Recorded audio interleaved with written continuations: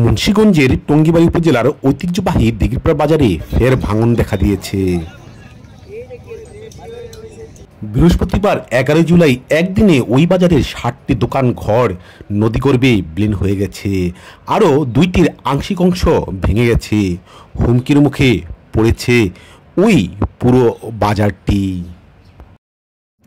স্থানীয়দের অভিযোগ, সরকার ওই স্থানে বাঁধ নির্মাণের জন্য বরাদ্দ দিল, ঠিকাদারের গাফলতির কারণে তারা বারবার এই ভাঙনের শিকার হচ্ছেন। ওর 5টায় বাজার আইছি, ফোন দিয়েছে তাড়াতাড়ি আপনার দোকান ভাঙিয়ে দিতে, তাড়াতাড়ি যাচ্ছি ভাঙিয়ে রাখছি, আবার ফটো দোকানে কাম করতে আসছি। আগে দিত তারপরে বাঁধতো না, বুঝি আমরা কষ্ট করতাম না।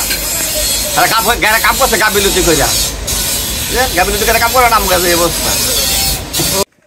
স্থানীয়রা বলেন, ওই স্থানে বাঁধের কাজ চললেও ঠিকাদার একদিন কাজ করলে 15 দিন করেন না, যার কারণে ওই স্থানে স্থায়ী বাঁধ নির্মাণ করা এতদিনও সম্ভব হয়নি।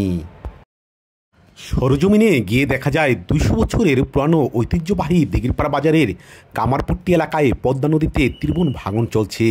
বৃষ্টির কারণে উজান হতে নেমে আসা ঢলের পানিতে পদ্মা নদীতে তীব্র স্রোত বইছে। স্রোত বাজার লাগোয়া নদীর পাড়ে ফেলানো বালুর বস্তা ধসে গিয়ে ভাঙন বৃদ্ধি পাচ্ছে। ফলে পুরো বাজারটি ভাঙনের হুমকিতে পড়েছে।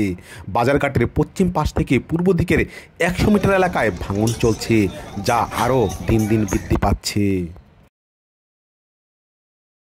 ইতিমধ্যে নদীতে বিলীন হয়েছে বাজারের কামারপট্টি এলাকার 9টি দোকান।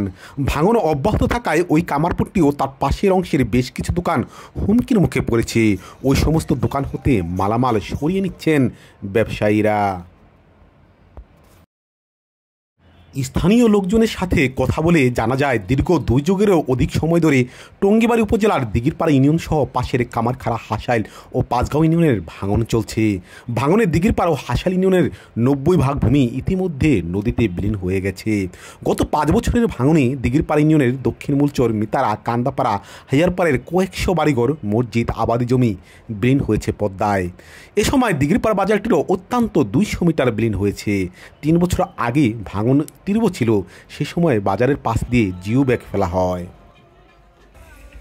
এরপর ভাঙন বন্ধ করতে ব্লক দিয়ে স্থায়ী বেড়িবাঁধের প্রকল্প হাতে নেওয়া হয়।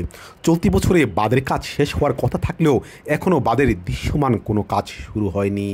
এতে হতাশা দেখা দিয়েছে পদ্মা নদী তীরে বসবাসকারী ওই বাজারের ব্যবসায়ীদের।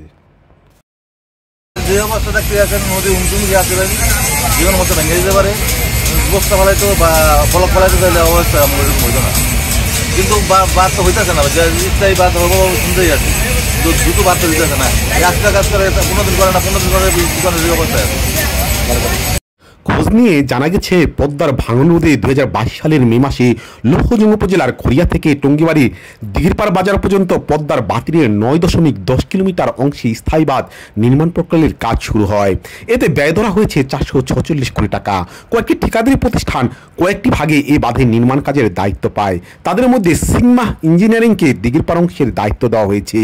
চলতি বছরের সেপ্টেম্বরে কাজ শেষ হওয়ার কথা থাকলেও এখনও কাজ শেষ করাতে পারেনি ঠিকাদার প্রতিষ্ঠান।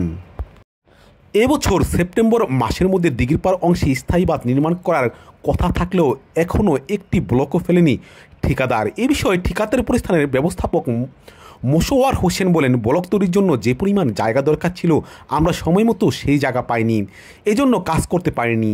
জায়গা ভাড়া নিয়েছি, ব্লক তৈরি কাজ চলছে।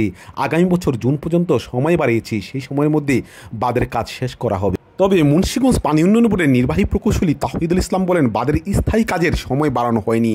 তিনি বলেন, ঠিকাদার প্রতিষ্ঠান কাজের সময় বাড়াতে আবেদন করেছে। যেহেতু বর্ষাকাল, পানি না কম পর্যন্ত ব্লক ফেলা যাবে না, সেজন্য প্রকল্পের সময় বাড়ানো যেতে পারে। ডেস্ক নিউজ, বিক্রমপুর চিত্র।